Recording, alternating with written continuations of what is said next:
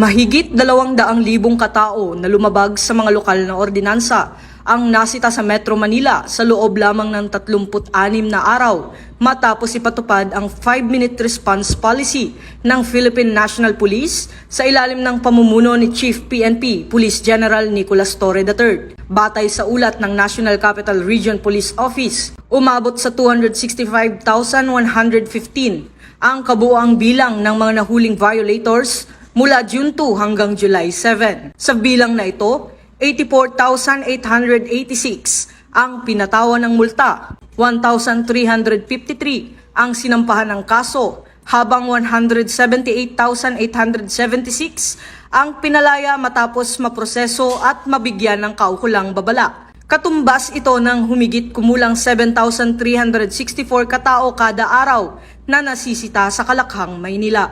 Dahil dito, nakalikom ang mga lokal na pamahalaan ng tinatayang 59.5 milyon mula sa mga ipinataw na multa.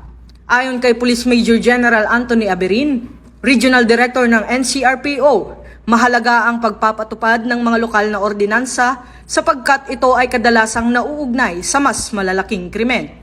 Kabilang sa mga ordinansang pinaigting ang pagpapatupad ng curfew hours, anti-littering, anti-smoking at public sanitation rules.